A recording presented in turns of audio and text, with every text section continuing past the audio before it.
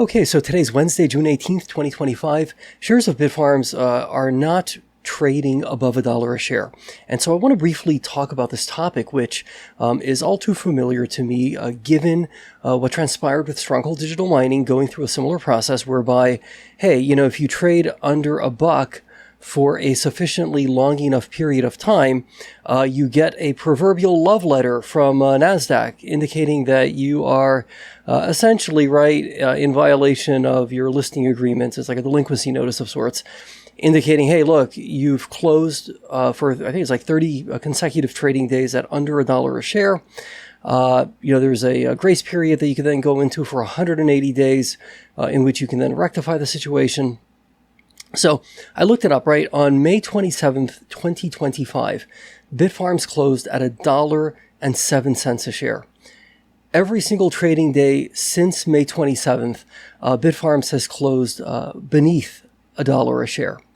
Now, as part of a package of things that Bitfarms shareholders are going to have to vote on towards the end of this month, included in there is something of a so-called share consolidation, which, from my perspective, it kind of looks like a reverse stock split, and it can be as relatively little as like a 1-for-2 reverse stock split, all the way up to a 1-for-10 reverse stock split. So in the case of Stronghold Digital Mining, as I recall, the company did a 1-for-10 reverse stock split, which, it basically makes the stock price at a nominal level go up, So like if you have a stock that's, say, like 90 cents a share and you do a 1-for-10 reverse stock split, that would essentially become a $9 stock, and you'd be reducing the number of shares outstanding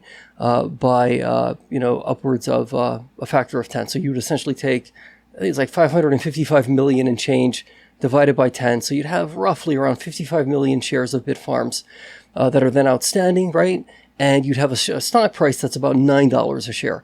Your economic interest in the company wouldn't really change, but the number of shares you have, say you have 1,000 shares, you divide it by 10, you'd have 100 shares.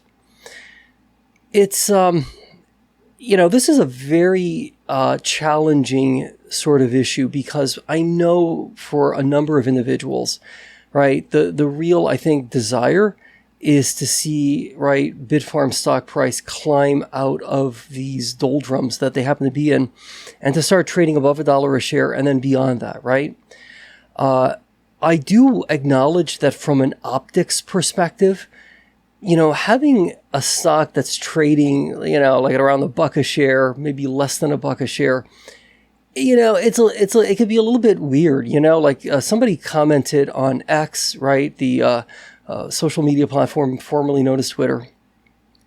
They made a comment to the effect of like, hey, Ben was at this, a conference of some kind, and he was giving I think a very compelling presentation.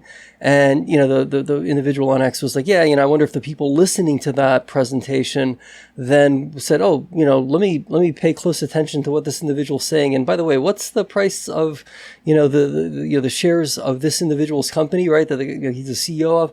Oh, it's like, whatever, 84 cents or 90 cents or whatever it happened to be that day. And yeah, I get that it can look, how does that look to a potential, HPC partner? If you're like, hey, yes, we're a $400+ million company, but, our stock's like 84 cents a share, I get it. It has that funny sort of feel to it, which in a rational world shouldn't matter, but in a human-led, somewhat irrational world, hey, the price of the stock matters, It can have a perception that is not necessarily positive, for the company. Hey, reaching out to HPC partners, hey, we're Bitfarms. Yeah, hey, we're NASDAQ listed. Check us out, ticker symbol BITF. Oh, by the way, yeah, we're at like 85 cents a share, That can kind of, I get it. All right, I get that. So my prediction is that there's a reasonable chance, a very reasonable chance, that the board of directors of Bitfarms will, if they are given authorization by shareholders to do so, may very well explore in a very serious way doing a reverse stock split, particularly if the stock, right, hey, comes into, listing compliance issues with NASDAQ, then of course, certainly. But I wonder if there's not already a bit of a sense that, hey, you know what?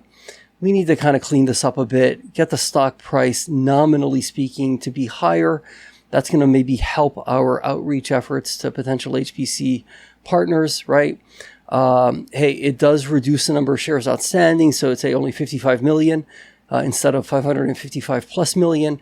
People say like, hey, what companies has this ever really worked for? Like, is there any company anywhere for which a reverse stock split has ever made sense?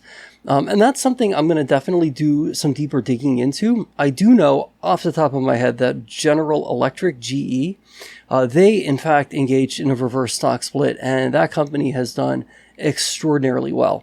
Remember, it's really more, right? The reverse stock split, it's not changing the fundamental economics of the business. The market cap is going to stay the same, right? The revenue of the company is going to be what it is, right? In terms of like the raw numbers. But when it comes to how many shares are outstanding, right, and how many shares you happen to own, how many shares I happen to own, right, that's going to change. The stock price itself will change. So hey, you get to a point where maybe the company is in fact generating some really good actual earnings. Well, hey, that number then can look a little bit bigger because you're dividing it by a smaller number of shares, right? Bottom line, I know this is a divisive topic. I know this is a controversial topic. I know that some people are okay with it, but a whole hell of a lot of people are not. As for me personally, I'm kind of more in the camp that, to the extent it's possible to, think about ways to just get the company back on more solid footing in terms of, hey, let's try to get to a point. Thanks to McGuire, thanks to the initial $50 million tranche of that loan, hey, can we unlock the next $250 million? Can we take that money? Can we then, in turn, present a really compelling argument to the market as to what our actual plans are going to be for the Panther Creek data center? Break ground on that data center, start doing some of these civil works, right, in terms of grading, right, of the land, energy infrastructure, share photos of that. I mean, I'll certainly share photos from public roads, right? I mean, hey, this is, TerraWolf, which is a company I follow as well. They share photos of what they're doing up at Lake Mariner, and it's exciting. It's legitimately exciting. You look at this and you're like, man, that's awesome. Now it's not a cure-all because TerraWolf stock, from my perspective, is also a bit beaten up and not really trading where I think it should be, considering the fact that they actually even have an HPC customer. And it's not just some rinky-dink customer. It's a hell of an amazing customer with, practically like unlimited money. I mean, this is a hell of a customer they've got. Yet it seems as if the market is looking somewhat askance at TerraWolf based at least on where the company's trading, right? And sort of saying, hey, well, you're going to have to really show us that you can build out these data centers and that you're going to get maybe more customers or get more buy-in from your existing customer. So it's going to probably be the same thing for Bitfarms. But my point is, hey, my preference would probably be more along the side of, hey, can you do something other than a reverse stock split to get the stock price to go up, right?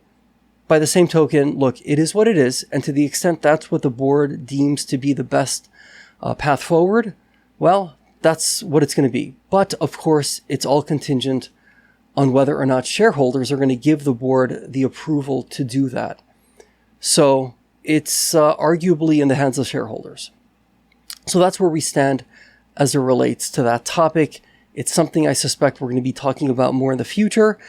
So I thought it might make sense to at least dig into it a little bit more today.